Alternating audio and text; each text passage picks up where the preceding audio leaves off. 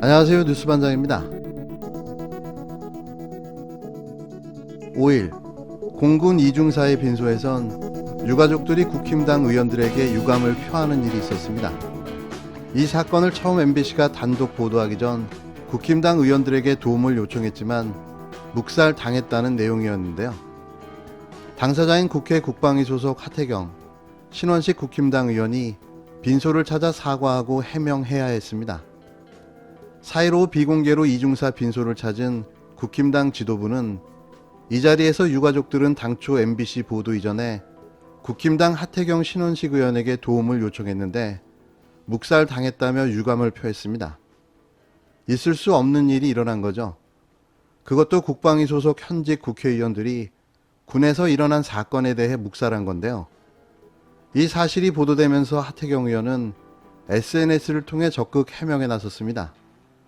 지난달 27일 처음 제보를 받았는데 보좌관 차원에서 알아보는 중이었다며 악의적 비방이라고 주장했는데요. 하태경 의원은 담당자를 정해 보좌진 사이에서 알아보고 있었고 팩트체크 과정이었다고 애둘러 해명했습니다.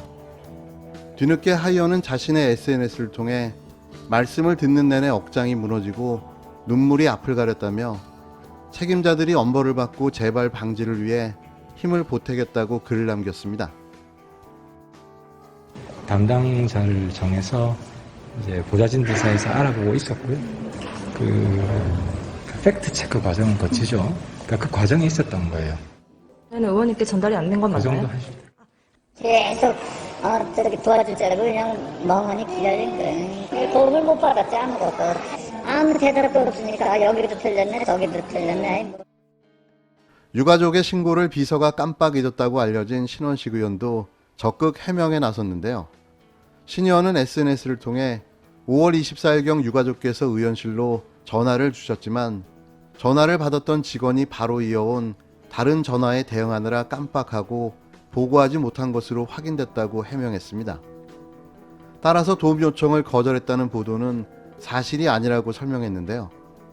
의원들의 뒤늦은 해명에 유가족 측은 제보 이후 연락 한 통이 없었다며 서운함을 토로했습니다. 이중사의 고모부는 계속 도와줄 줄 알고 멍하니 기다렸다며 도움을 못 받았어요. 아무것도. 아무 대답도 없으니까 여기도 도움받기 틀렸네. 저기도 도움받기 틀렸네. 이렇게 자조할 수밖에 없었다고 한숨을 지었습니다. 국힘당은 이중사 사건과 관련해 공군 참모총장의 사퇴로 끝날 일이 아니라며 이번에도 꼬리 자르기로 끝난다면 특검과 국정조사를 요구할 수밖에 없다고 밝혔는데요. 정작 유가족 도움을 묵살한 정당이 할 소리는 아닌 듯합니다. 대한민국 보수의 가치를 지킨다는 국힘당, 자유와 반공, 그리고 법치를 부르짖는 이 정당의 지금의 모습이 그들이 지키는 가치와 부합되는지를 되묻고 싶은데요. 대체 뭘 지키고 싶은 걸까요? 지금 자신들이 누리는 권력과 사익, 그리고 기득권 말고 또 뭐가 있을까요? 문재인 정부 탓만 할 일은 아닌 것 같습니다. 매일같이 쏟아지는 윤비어 첨가와 차기 대선 주자 지지율 보도, 마치 짜고 치는 듯한 수구 언론들의 이런 작태는 아주 대놓고 윤석열 대통령 만들기로 밖에는 보여지지 않습니다. 정작 보도를 해야 할 것은 침묵하며 권력에 줄을 서서 연일 치켜세우기, 빨아주기를 마다하지 않고 있는데요.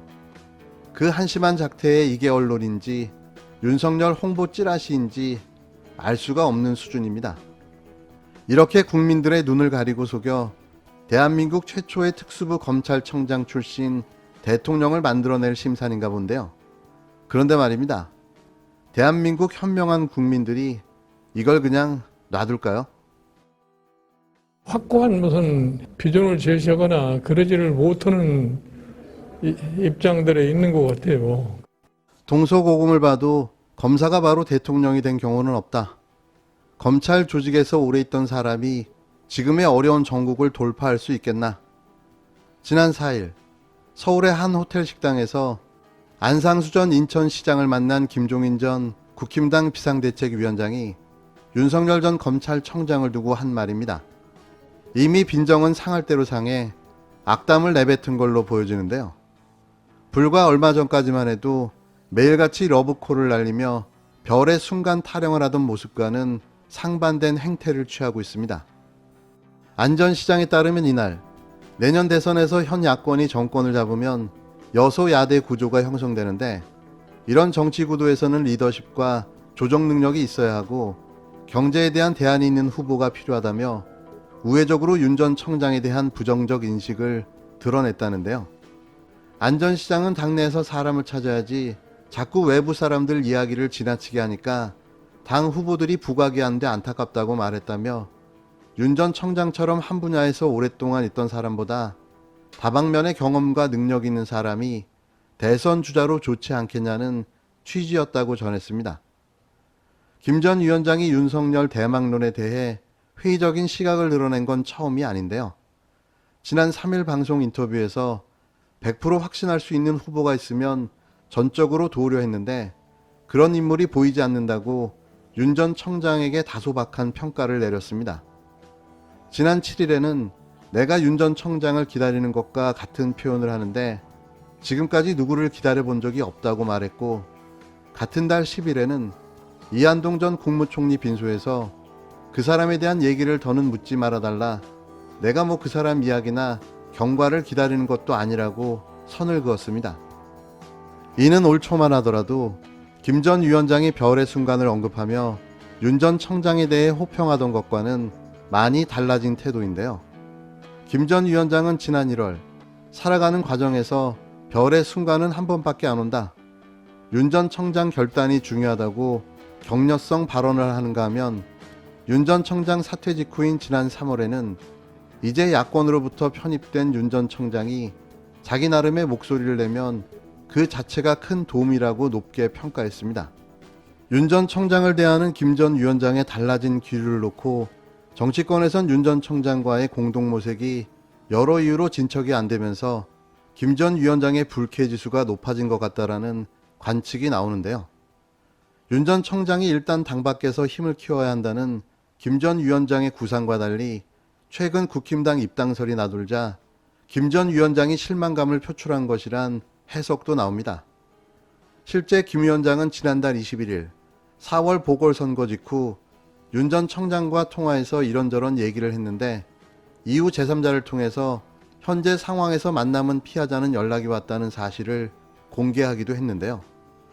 당 일각에선 국힘당 대표 선거를 염두에 둔 의도적 발언으로 보는 분석도 있습니다. 김 전 위원장이 최근 바람을 일으키는 이준석 후보에게 힘을 실어주는 상황에서 이 후보와는 별다른 접점이 없는 윤 전 청장과 의도적으로 일단 거리두기를 하는 것이 아니냐는 해석인데요. 저는 그렇게 생각하지 않습니다. 팔순 노역의 추호 선생은 삐진 거죠. 그것도 엄청나게 말이죠. 감히 검찰청장 출신의 신인 정치인 나부랭이가 감히 자신의 말을 안 듣는 걸 볼 수가 없었던 겁니다. 이게 추호 선생의 본 모습인 거죠. 불과 며칠 사이에 온탕과 냉탕을 넘나드는 이 희귀한 이분법적 사고, 자신의 말을 잘 들으면 좋은 사람, 자신의 말을 잘 듣지 않으면 그냥 나쁜 인간이 되고 마는 거죠. 그에게 무슨 대통령을 만드는 힘이 있나요? 그냥 노역의 과욕만 존재하는 거죠. 여튼 보기 좋습니다. 계속 그렇게 씹어주시기를 부탁드립니다. 본인은 정반대로 얘기했었죠. 윤 전 총장이 국민의힘 의원들을 셋이나 만났지 않습니까? 짧은 기간 내에. 네. 기사가 다 하나하나 됐고. 근데 이제 김정일 전 위원장이 이렇게 나온다는 얘기는 김정일 전 위원장이 만나자는 부르면 응답을 안 했다고 봐야 하는 거죠. 그렇습니다. 그러니까 김 전 위원장 입장에서는 이제 본인의 역할을 인정해주지 않으니까 의미가 없어진 거죠. 윤석열 전 총장을 본인이 이제 만들려고 했는데 빈정이 상한 거죠, 정치적으로. 네. 그렇게나 시간을 줬는데도 국민의힘에 들어간다고 하는 것 같으니까 현재.